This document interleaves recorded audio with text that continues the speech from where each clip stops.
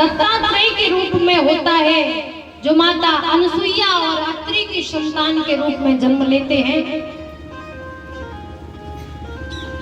भगवान का जो छठा अवतार दत्तात्रेय के रूप में है, उनके 3 सर हैं जिन्हें त्रिदेव भी कहते हैं। वो तीनों गुणों से समाहित हैं, रजोगुण, तपोगुण, समोगुण।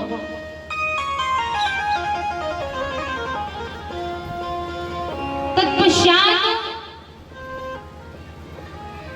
जो स्वयंभू महाराज थे, उनको 3 पुत्रियां थी। 3 पुत्रियों में एक का विवाह जो देवहूति है कर्दम ऋषि के साथ हो गया था।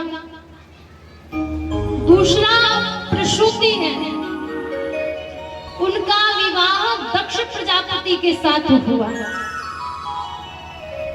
और तीसरी बहन का नाम है प्रसूति, जिनका विवाह रुचि प्रजापति के साथ हुआ, जिनकी यहाँ भगवान का 7वां स्वरूप यज्ञ नारायण के रूप में हुआ। प्रेम से बोलिए यज्ञ नारायण भगवान की जय। तो माता जो प्रसूति है और महाराजा दक्ष है, उनका विवाह हुआ, उनको एक संतान हुई जिनका नाम है माता सती। कौन कौन जानता है मैया सती के बारे में? हाँ, पहली समझ जाते हो, समझदार हो गए एक ही दिन में। हाथ खड़े करो, कौन कौन जानता है मैया सती के बारे में? देखो, कम हाथ खड़े होंगे तो कथा सुनाई जाएगी, और ज्यादा हाथ खड़े हुए तो कथा नहीं सुनाई जाएगी, क्योंकि हम चाहते हैं कि आप लोग वो श्रवण करो जो आपके कान का हो, जो सुना नहीं हो। क्योंकि भगवान की कथा में बदलाव तो कुछ कर नहीं सकते, लेकिन भगवान की कथाएं अनंत है। हरि अनंत, हरि कथा अनंत। तो सब लोगों ने सुनी है कि नहीं सुनी? गलत बात है। तो मैया सती ने जन्म लिया प्रसूति और दक्ष प्रजापति के यहाँ। समय आया, मैया सती को प्रेम हुआ शिव जी से, विवाह हुआ। कैलाश पर्वत पर रहने लगे। त्रेतायुग का समय था। भगवान भोलेनाथ कथा श्रवण करने के लिए गए कुंभज ऋषि के आश्रम पर। मैया सती ने कहा कि हमारे पति ने कथा लिखी और हम क्या सुने, वही तो कथा है, तो वहां कथा को नहीं सुना। विचार करना, जो ऐसा मानकर कथा को श्रवण नहीं करते हैं, उनकी अधम गति होती है। अंत में आपको कथा श्रवण कराई जाएगी, तब आपको समझ आएगा। तो मैया सती ने कथा श्रवण नहीं करी। जंगल के मार्ग से भोलेनाथ चले आ रहे थे माता सती के साथ में। उसी समय राघवेंद्र सरकार महाराजा दशरथ के वचन की आज्ञा का पालन करने के लिए 14 वर्ष की अवधि के लिए वनवास आए थे। गोस्वामी तुलसीदास जी महाराज बड़ा सुंदर भाव लिखते हैं।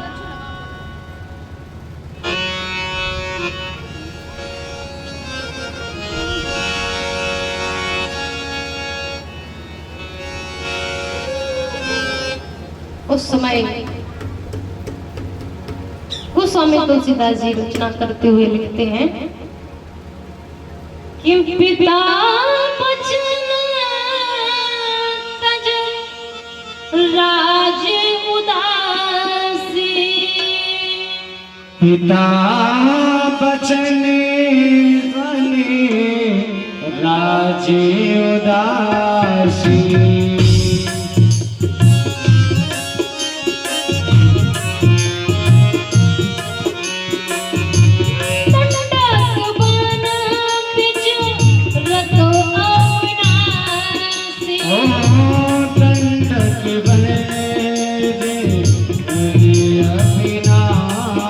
अविनाशी।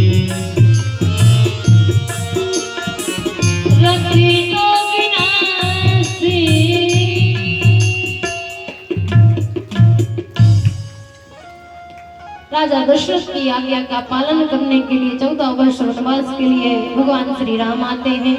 माता जानकी जी का हरण हो जाता है। भगवान एक साधारण पुरुष की भांति, कामी पुरुष की भांति अपनी पत्नी के लिए विलाप करते हैं। भगवान भोलेनाथ ने जय सच्चिदानंद जग पावन अस कहे चलो मनोज न सावन, भगवान को सच्चिदानंद कहकर प्रणाम किया। अब मैया पार्वती को शंका हो गई, मैया सती को शंका हो गई। कहा कि सब कहते हैं कि भोलेनाथ सच्चिदानंद हैं और यहाँ इन्होंने एक साधारण से पुरुष को सच्चिदानंद कह के प्रणाम किया, ये कैसे संभव है?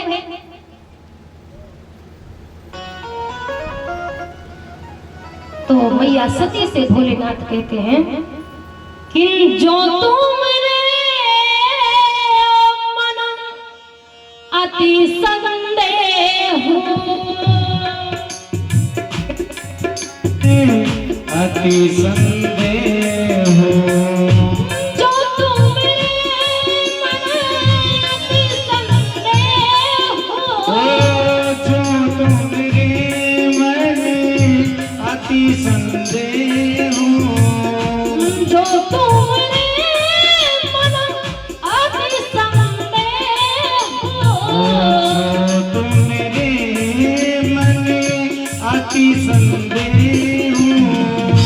तो किन जाए परीक्षा ले हो की जाई परीक्षा ले हो।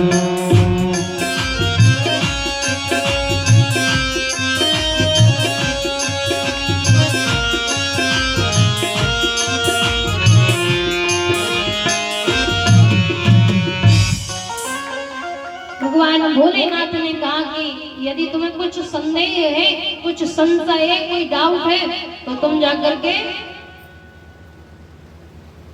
परीक्षा ले लो। परीक्षा लेने के लिए जैसे ही मैया सती गई, उन्होंने विचार किया कि ये ढूंढ किसको रहे, सीता का। कोई काम करते हैं, हम ही सीता बन जाते हैं, पता चल जाएगा कि ये कुछ जानते भी हैं कि साधारण मनुष्य हैं कि प्रत्यक्ष परमात्मा है। सीता का स्वरूप जैसे ही धारण किया, सामने राम जी आ रहे थे, उस तरफ से जाकर के खड़ी हो गई। तो लक्ष्मण देख उमाकृत वेशा, लक्ष्मण जी ने देखा कि मैया सती को क्या हो गया, लेकिन लक्ष्मण जी ने कुछ नहीं बोला, क्योंकि हरि इच्छा भावी बलवाना है। भगवान जो चाहता है होता वही है। तुम कुछ भी मांगते रहो, तुम कुछ भी मांगते रहो, मिलेगा वही जो परमात्मा देना चाहता है। जो तुम योग्य हो, जिसकी तुम्हारे पास योग्यता है वही प्राप्त होगा।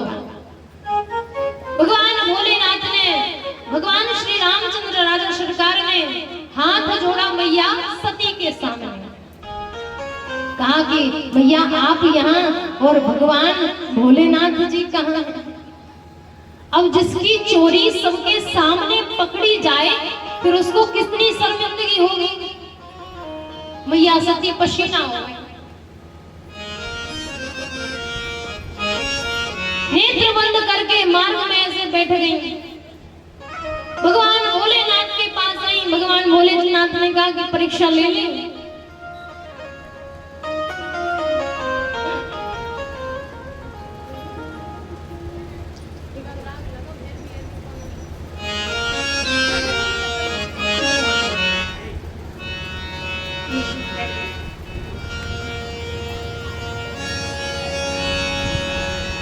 तो हाथ जोड़कर मैया सती ने कहा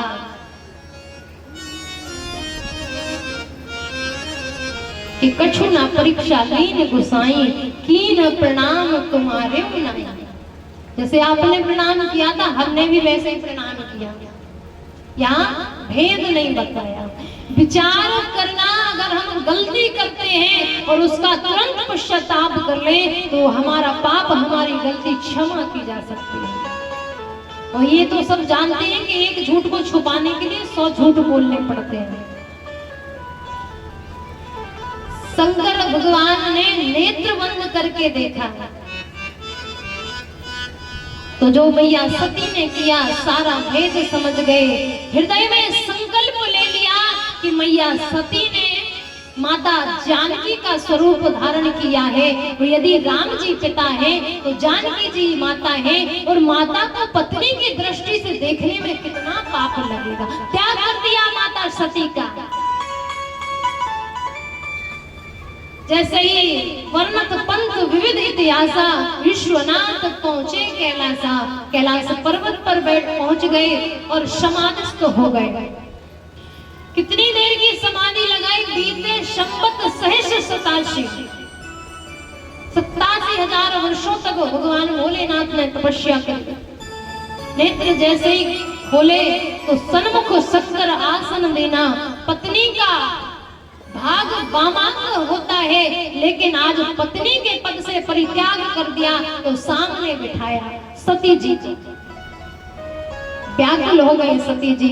इतने में मार्ग से देवता अपने अपने विमानों से जा रहे थे। माता सती ने पूछा कि ये सब लोग कहाँ जा रहे हैं? भगवान भोलेनाथ ने कहा कि तुम्हारे पिता को प्रजापतियों का नायक बनाया है, उन्होंने यज्ञ का आयोजन किया है, सब लोग जा रहे हैं।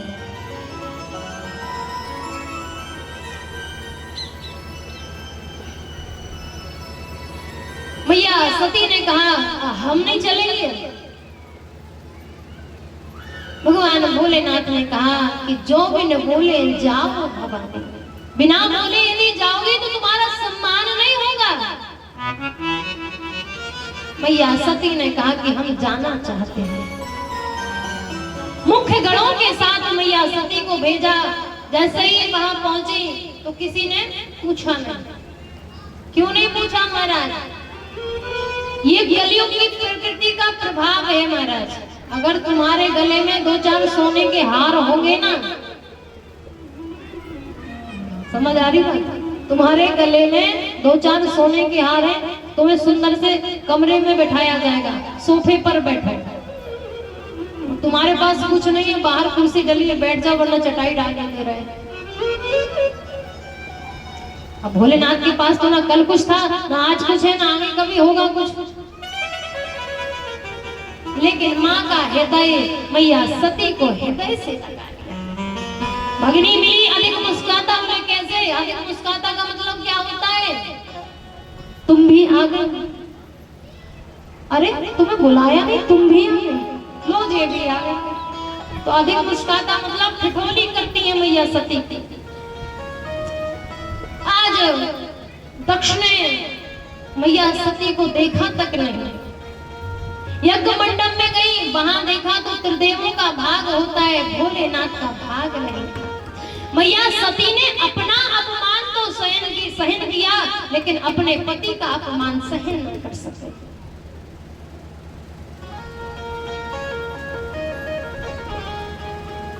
क्रोध में हुंकार भरते हुए हरि हरि निंदा सुमे जिकाना, हुए पाप गौघात समाना। अरे सवासदो, जिसने भी शंकर की निंदा को सुना होगा, बुराई को सुना होगा, उसे गौहत्या का पाप लगेगा। इतना कहकर योग अग्नि प्रकट की और अपनी देह का त्याग कर दिया। भगवान भोलेनाथ ने अपनी जटाओं को पृथ्वी पर पटका और वीरभद्र नाम का गढ़ पैदा किया और जाकर यज्ञ विध्वंस किया और प्रजापतियों के नायक दक्ष का जो सर था वो धड़ से अलग कर दिया। मैया पार्वती को लिया, अंग जलने लगे, जले हुए अंग पृथ्वी पर गिरे तो 52 शक्ति पीठ बनती चली गई। सबने प्रार्थना की, समझाया कि यज्ञ को कभी भी अधूरा नहीं छोड़ना चाहिए। ये विधान है कि यज्ञ किसी भी परिस्थिति में पूर्ण होना चाहिए। तब जाकर अज का अर्थ होता है बकरा। जैसे बकरी होती है ना, बकरा, तो बकरे का सर दक्ष प्रजापति को लगाया गया, यज्ञ संपन्न हुआ महाराज। सती जी ने जब अपनी देह का त्याग किया तो एक ही वरदान मांगा था कि मैं जब जब इस पृथ्वी पर जन्म लूं, मुझे शिव जी ही पति के रूप में प्राप्त हो। तो तह कारण हिम ग्रह जाई और जननी पार्वती तन पाई। हिमांचलों के राजा, पर्वतों के राजा हिमांचल के यहाँ मैया पार्वती ने जन्म लिया है, जिन्हें शैलराज की पुत्री शैलपुत्री भी कहा जाता है। शैल का अर्थ होता है पर्वत और पर्वत की पुत्री शैलपुत्री। आज देवर्षि नारद जैसे ही आए,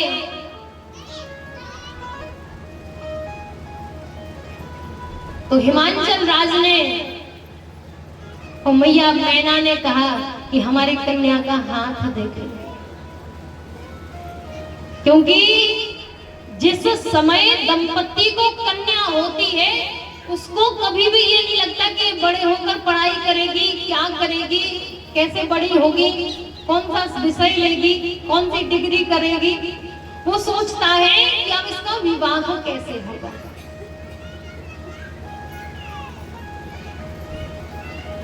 तो महाराज एक बेटियां भी होती हैं जो अपना भाग्य पहले से लिख कर लाती है।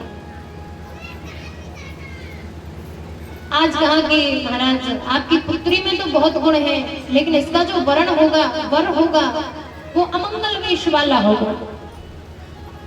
हमारे मन में ऐसा विचार है कि आप अपनी पुत्री पार्वती का विवाह भोलेनाथ के साथ करिए।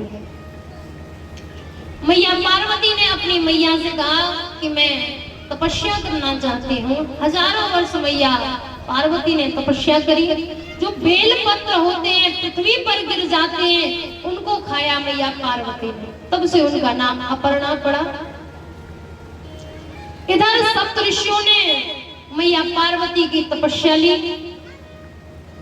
उसी समय भोलेनाथ के सामने भगवान श्री राम प्रकट हो जाते हैं, क्योंकि राम जी के आराध्य हैं भोलेनाथ जी और भोलेनाथ के आराध्य इष्ट हैं राम जी।